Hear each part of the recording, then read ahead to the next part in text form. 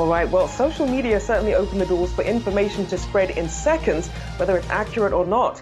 In the middle of the Russia-Ukraine war, the information war is also raging. For more on this, I'm joined by Sinan Aral, MIT Initiative on the Digital Economy Director. Thank you so much for joining me today. Now, as you look at these two countries, when you think about the difference in the size of their budgets, state media, the technical manpower on social media between Russia and Ukraine, how are President Zelensky and Ukraine, as you say, winning this information war, and what strategies are being used by both sides? Well, historically, Russia expects to win these information wars when it enters the geopolitical sphere. 2008 in Georgia and 2014 in Crimea, it dominated this information space, especially in Crimea. It had a very complex strategy that proved very effective. But this time around, they're losing the information war. And I think there are several reasons for that. I think President Zelensky has been incredibly effective with his selfies, with his use of Telegram to speak to the Russian people through the encrypted platform, but also just in terms of the content of his narrative, which is very compelling and is winning the hearts and minds of the international community, those in Ukraine, and even some in Russia who are protesting. In addition, the international community is unified. And finally, the platforms are taking much more proactive action than they used to in 2014 and 2018. So then how do you measure social media manipulation? How is that gauged as so much information is coming out at the same time? Well, during the fog of war, it's extremely difficult. In fact, I would think that it is nearly impossible to do it in real time because things have to be fact-checked one by one. So to do it at the scale of social media during the fog of war is very hard. That's what makes these situations particularly dangerous when it comes to information spreading in real time. However, the way we do it when we have some time to do it, and we've collected a lot of data, is to compile all of the information spreading, for example, over a platform like Twitter, which is very public, and then also over Facebook and other types of platforms, and then to piece together what we call cascades of information diffusing over this network, and to measure mathematically how fast the information is moving, how many people are seeing it, what type of network structure it's diffusing over. All of this gives us a sense for how broad the reach is, how deep the reach is, how quickly the information is reaching. And then we rely on fact checkers for the labeling of whether it is valid, true, false, or what we call mixed, which is partially true and partially false, which becomes incredibly important in these types of scenarios. So you have a couple of things going on. As you mentioned, you talked about that, the optics, as you see Zelensky sort of walking through the streets, doing the selfies, and that contrast with President Putin at this large desk far away from the war. How does the framing of this kind of narrative in the middle of the war, how does that impact the kind of support that these countries get from companies and other countries as they're on the outside looking in?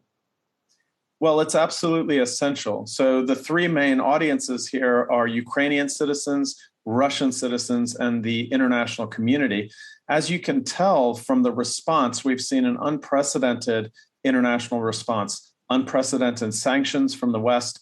We've seen the EU commit troops for the first time in its history. We've seen Germany do an about-face on Nord Stream 2, and as well an about-face on their long-standing policy of not sending arms into military conflicts outside of its borders. And so the international response has been swift and strong.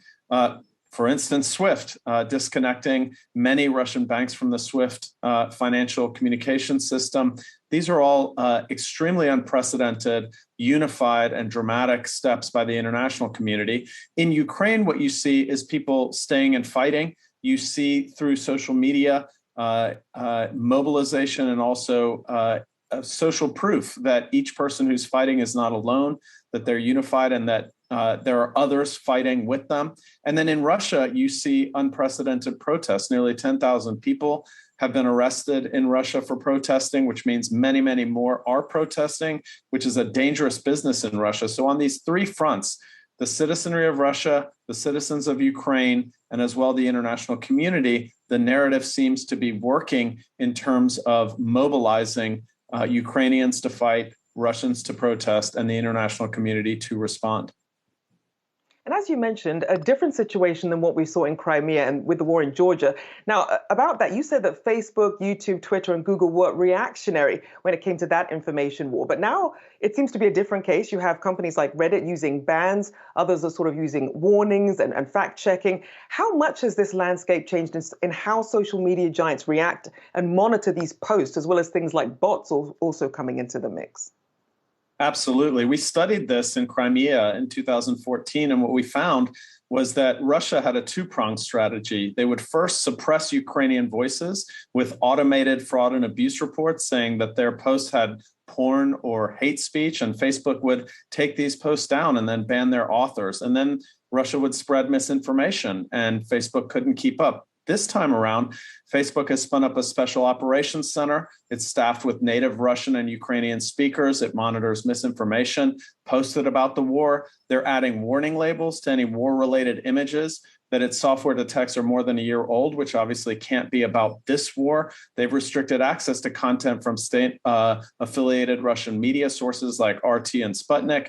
YouTube is restricting that kind of access as well. They're removing those channels from recommendations, limiting the reach of that content across the platform. Twitter has temporarily banned all ads in Ukraine and Russia. They're putting tweets with links to Russian state-affiliated media on label, and they're downranking this content in their algorithmic timeline. So they are much more proactive than they were, than we saw them be in Crimea, and much more so than we've seen in recent times.